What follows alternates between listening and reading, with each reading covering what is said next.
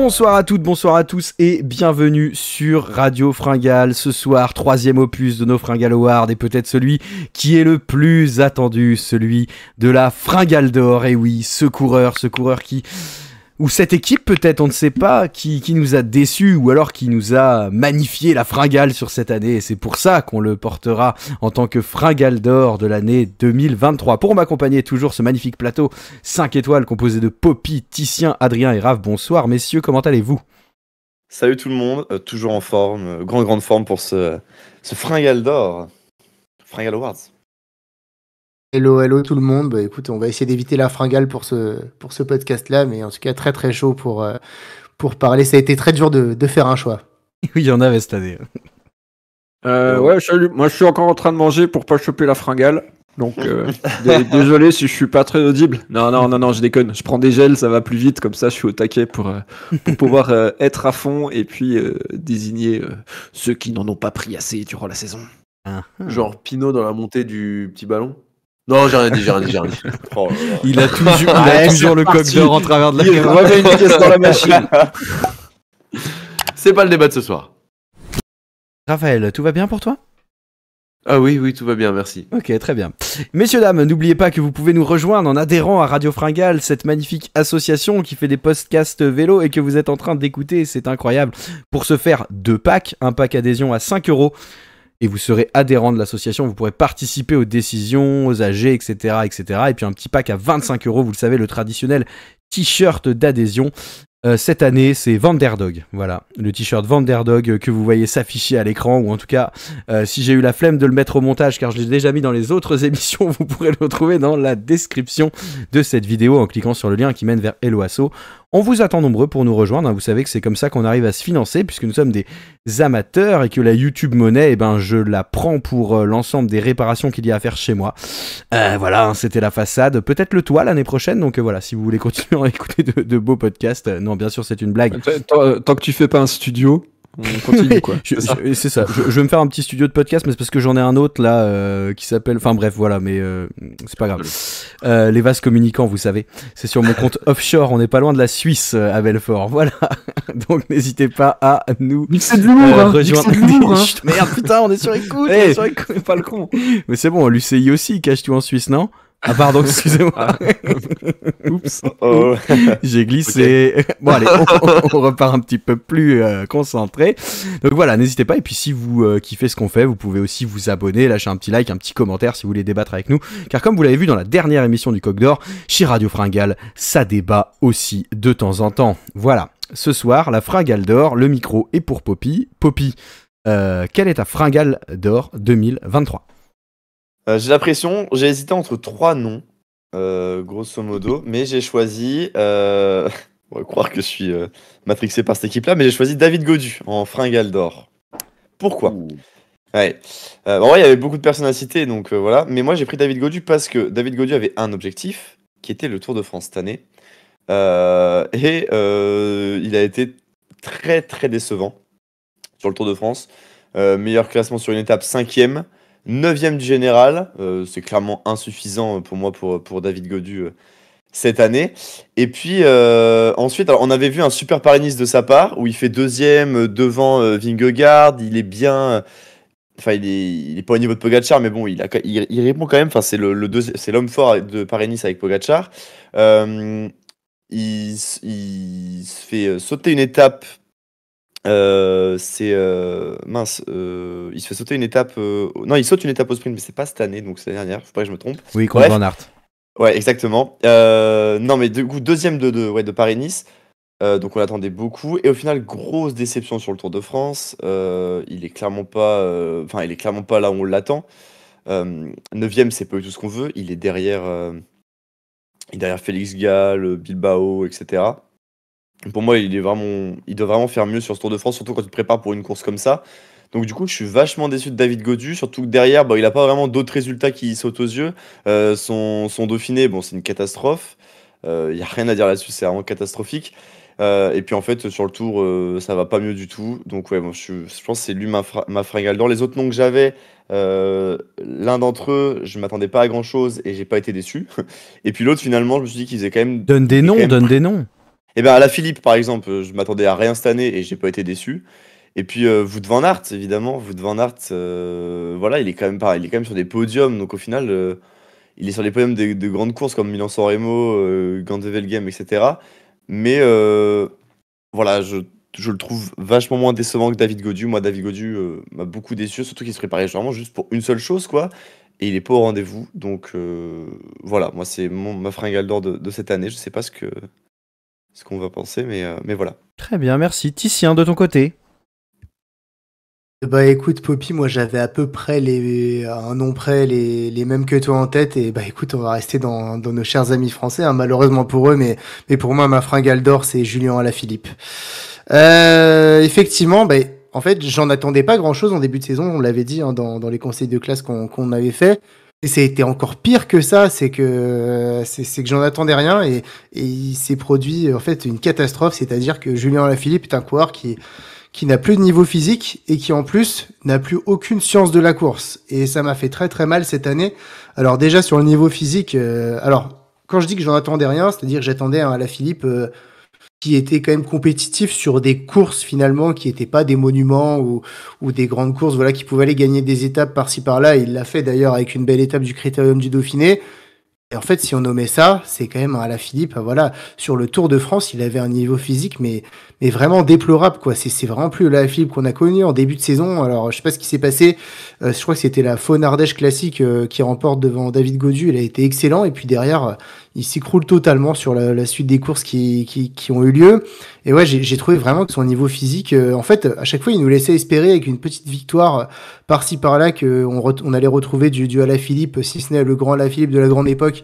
Voilà, un Alaphilippe en tout cas compétitif qui pouvait aller chercher, je sais pas, une étape du Tour de France ou des courses comme ça. Et puis finalement, il en a rien été sur le Tour de France. J'ai trouvé vraiment à la ramasse. Et ça, c'est mon deuxième point négatif et c'est ce qui me fait vraiment le plus de peine et qui me lui attribue cette fringale, c'est Alaphilippe ne sait plus courir. Il est où le Julien Alaphilippe qui avait la science de course parfaite, qui a gagné, qui a été champion du monde à Imola en 2020, qui a placé l'attaque décisive également l'année suivante à Louvain. Enfin, je trouvais justement qu'Alaphilippe, il avait cette même si c'est un coureur très offensif, il avait quand même cette justesse de la course.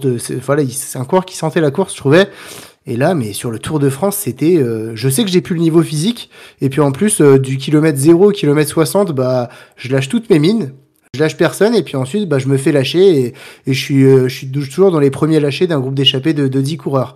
Et non, ça a fait, enfin, en fait, je lui mets cette fringale parce que ça me fait vraiment mal au cœur, ce double décrochage physique et tactique.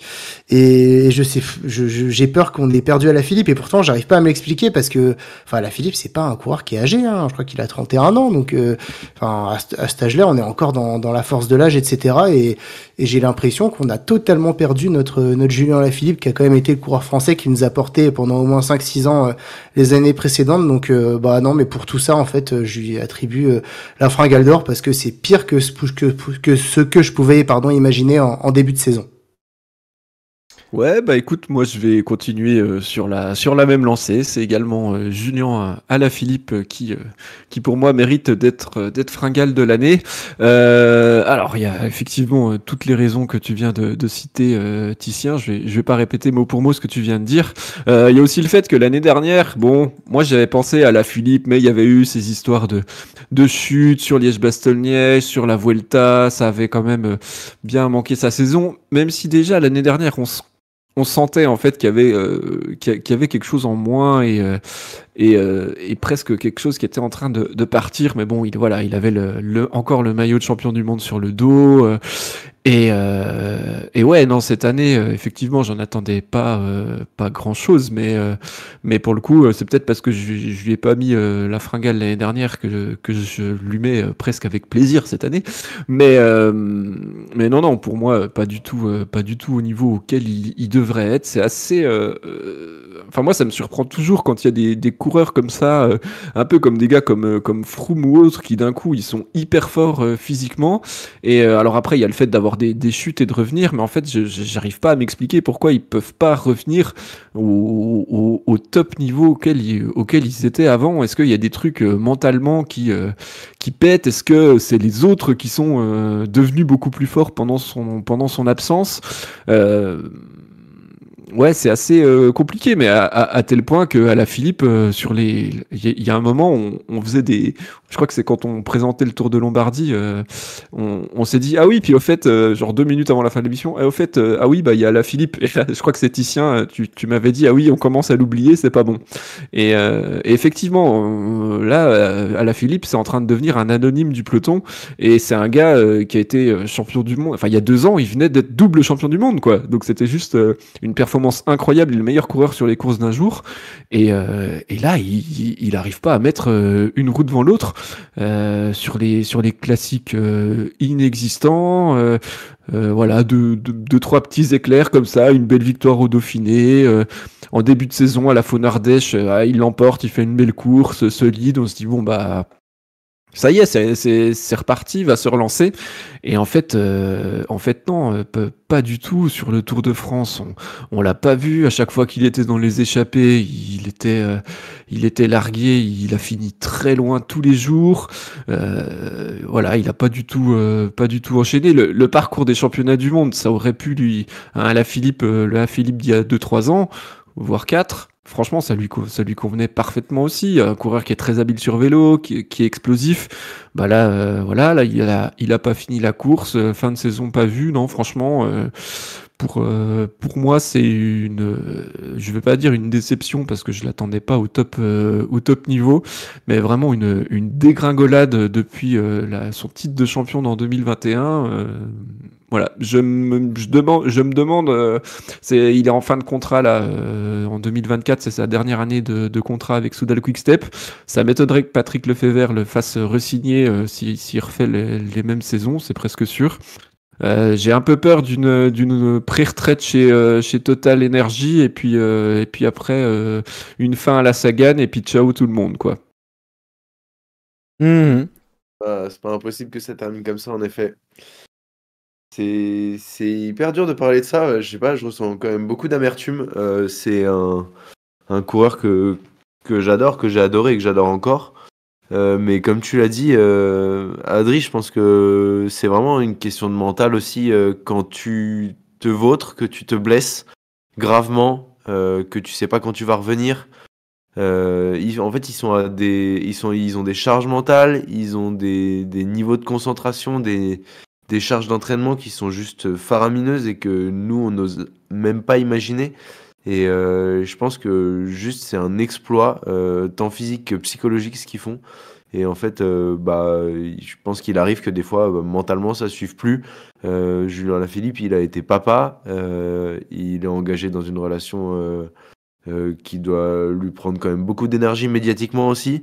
Avec Marion Rousse. Enfin, c'est des trucs qui, à mon avis, doivent peser énormément dans la balance. Et je pense que c'est en grande partie pour ça qu'il n'arrive pas à revenir au top niveau. Peut-être qu'il en a plus envie. Et je savais pas, en fait, avant de vous entendre, qui j'allais mettre. Moi, j'avais du David Gaudu, j'avais du Richard Carapaz aussi, qui a fait une vraiment très piètre saison. Hein. Richard Carapaz, c'est plus que fantomatique. En fait, je pense que je vais même pas réussir à dire Julien Alaphilippe, je vais dire Richard Carapaz, parce que j'attendais Richard Carapaz vachement plus que Julien. Julien, je savais que ça allait être comme ça. J'attends pas de retour de Julien. Pour moi, il y a quelque chose qui a cassé. C'est pas grave, c'est des choses qui arrivent. Ça n'empêchera pas qu'il a fait une carrière fantastique et que c'est un des coureurs que je porte le plus dans mon cœur et que je porterai pour toujours le plus dans mon cœur.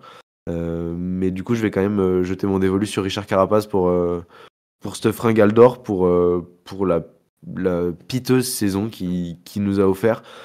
Pour moi, il vaut bien plus que ça. Et je pensais pas que ça allait être la dégringolade autant en arrivant chez IF. Mais voilà, grosse déception pour lui aussi.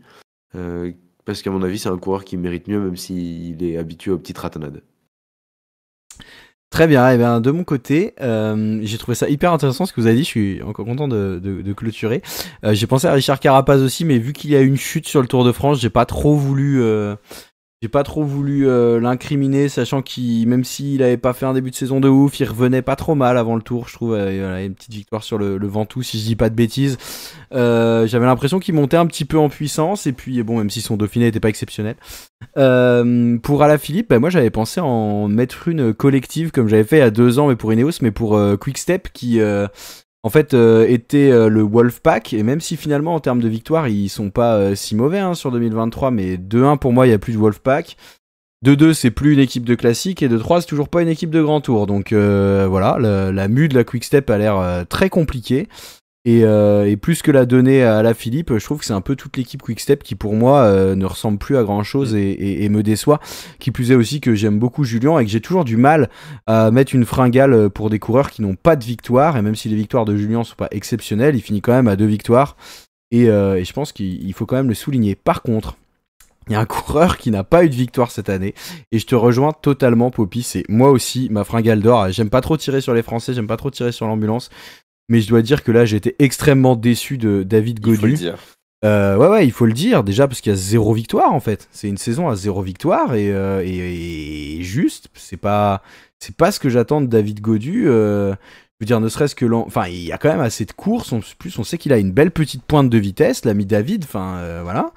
Et puis, au-delà d'avoir 0 victoire, alors il y a ce magnifique Paris-Nice où il nous montre que voilà, il peut être capable de rivaliser avec Pogacar. On se dit même alors peut-être, enfin genre clairement, il a devancé Vingegaard sur certaines ascensions, il est pas mal. Est-ce que ce fameux David Gaudu qu'on attend sur le podium depuis des années du Tour de France va être là?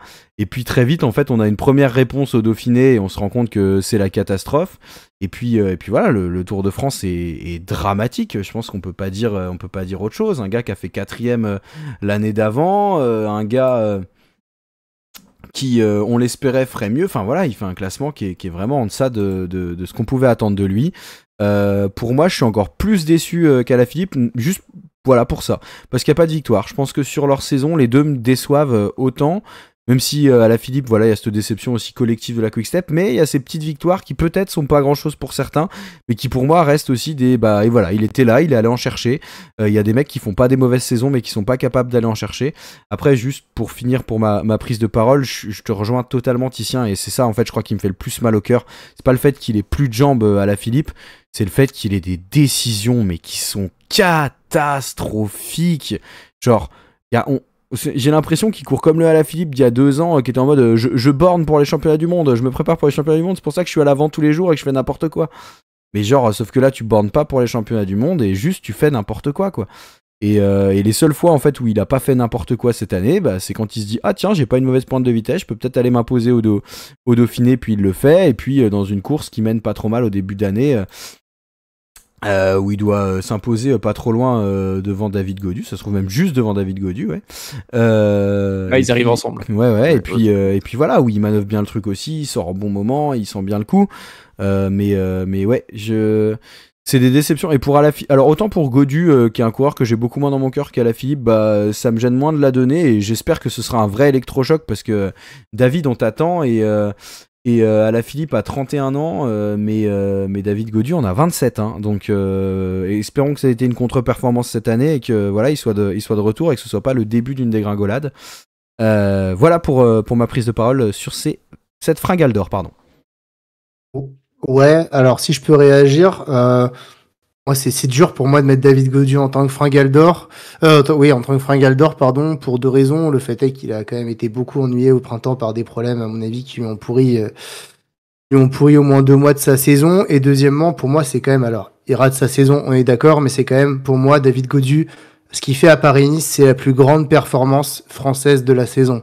Parce que les 2 mecs contre qui il se bat et contre qui en fait il a totalement rivalisé, c'est 2 des 3-4 meilleurs mecs de la saison, et c'est 2 monstres des courses par étapes que sont Pogacar et Vingegaard, et personne d'autre dans la saison a réussi ce qu'a fait David Gaudu cette semaine-là. Alors une semaine entière n'efface pas toute une année, mais à son crédit, il a quand même réalisé un truc incroyable, je trouve, sur cette épreuve. Enfin, vraiment, il semblait serein, il semblait fort, c'était vraiment impressionnant. Donc voilà, je comprends, hein, qu'il puisse pour certains avoir ce voilà, cette fringale d'or, parce que effectivement, la saison à la fin, elle est ratée, il n'y a pas de victoire, etc. Mais à ce petit rayon de soleil, on va dire, sur ce printemps qui était quand même incroyable. Moi, j'avais été bluffé et j'ai d'autant été plus déçu par la suite, effectivement, que c'était beaucoup plus compliqué. Et puis juste, je voulais dire que voilà, David Gaudu, si je le mettais en 3e, 4e position, je l'ai pas cité, mais en 2e position dans mon classement, c'est un mec dont on n'a pas parlé, mais c'est Enric Mas, encore une fois très très décevant, qui m'avait laissé entrevoir quelques. Ouais, je sais pas, je m'étais dit peut-être quand il avait battu Tadej Pogacar l'an dernier sur le Tour d'Émilie et qu'il l'avait suivi sur le Tour de Lombardie, et puis finalement Enric Mas qui est retombé dans ses travers de coureur totalement invisible, voilà, qu'on n'a pas vu de l'année, qui a été très en deçà sur toutes les épreuves. Donc voilà, je tenais à le mentionner ici. Ouais, je vais rebondir sur tes propos, Titien, parce que moi aussi j'avais mis en 2e Enric Mas. Effectivement, très très déçu de sa saison. Après, j'étais pas allé plus loin dans mon classement, hein, parce que pas comme il y a 2 ans, Adri, où tu l'avais mis vainqueur du Tour. Vainqueur du Tour? Non. Ouais. Enric Mas. C'est impossible. Moi, j'ai fait ça? Non. J'en attendais beaucoup trop. Ah, j'avais été obligé, hein. Sous peine d'exclusion. Non, mais vous savez pas comment toi ça aussi, se passe. t'avais ton solde de tout compte à aller chercher la compta. C'est ça. Non, par contre, je trouve que c'est assez dur pour David Gaudu par rapport à son Paris-Nice, qui quand même il a montré un niveau de performance assez exceptionnel. Je pense qu'il est arrivé vraiment à son top sur cette course. Il était déjà dans une forme. Alors il est peut-être arrivé en forme peut-être trop tôt, mais on peut pas non plus, je pense, en vouloir à un coureur qui vise le Tour d'être au top début mars. Pour moi, c'est pas forcément un souci. Il enchaîne avec un très bon Tour du Pays Basque, et puis après, il y a ces soucis sur les Ardennaises, les 3 abandons. Par rapport à sa fin de saison, ça c'est clair qu'il passe à côté du Dauphiné. Après, pour des coureurs qui préparent le Tour, c'est pas tout le temps une catastrophe, hein. On sait qu'il y en a qui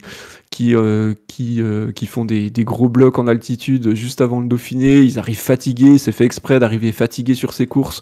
Quand c'est pas la course objectif, pour moi c'est pas trop, faut pas trop en tenir compte. Et je trouve que sur le Tour de France, il fait pas non plus 25e en lâchant le morceau dès que c'est difficile. David Gaudu, cette année, il a battu quasiment tous ses records de puissance sur le Tour de France. Donc ça veut dire que en termes de force et puis de niveau, voilà, on va dire pur, il était même meilleur que l'année dernière. Je pense que vraiment il y a eu l'adversité qui était hyper fort. Là, les deux frères Yates, clairement, qui font 3e et 4e du classement général cette année. L'année dernière, ils sont pas au même niveau. Donc déjà, Gaudu, ça le fait reculer de 2 places au classement. Et voilà, il y a des coureurs pour moi, Félix Gall, Carlos Rodriguez, c'est des jeunes qui sont en train d'exploser et qui sont peut-être juste passés devant David Gaudu en termes de niveau.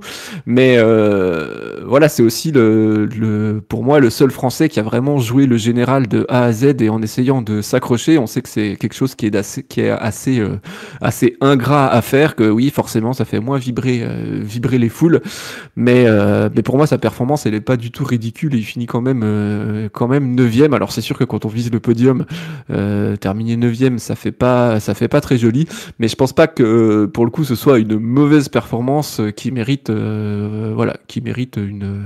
une fringale à ce point-là. Je pense qu'il y a des coureurs qui ont été beaucoup plus décevants et qui sont passés beaucoup plus à côté de leur course en fait. Gaudu, certes il a jamais été en course pour le podium, mais il était quasiment tout le temps dans les 10 premiers du général, et simplement je pense qu'il est à son niveau là-dessus. Donc ouais, moi je trouve que c'est un petit peu dur pour Gaudu. Ouais, j'abonde dans votre sens, hein, les défenseurs de David Gaudu. Vraiment, pour moi, le Paris-Nice permet pas de le mettre en fringale d'or. Le fait qu'il finisse juste derrière Vingegaard et devant Pogacar, ou l'inverse plutôt, fait que c'est pas possible pour moi, quoi. Je sais pas où on en est des votes là, t'as compté? Il y a 2-2, ce qui veut dire que soit on les met les deux sur la première marche, soit tu peux trancher. Raph, tu tranches. Voilà. Ah bah je suis désolé, mais ça va partir sur Juju, hein. Qui sera Fringale du coup? Ah ouais. Ouais, je suis désolé, mais je peux pas mettre David Godu Non, mais en pour vrai, toutes ça les se- raisons qui viennent d'être évoquées.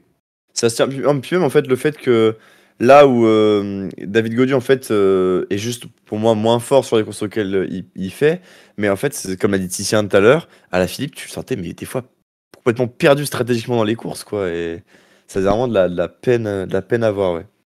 Ouais, puis juste pour finir, Godu, sur les, c'est quand même c'était quand même des courses à grosse densité sur lesquelles il est allé cette année. Si t'acceptes son tout début de saison où il fait quand même des places plus qu'honorables, Paris-Nice grosse densité, Tour du Pays Basque aussi très grosse densité, il fait 4e.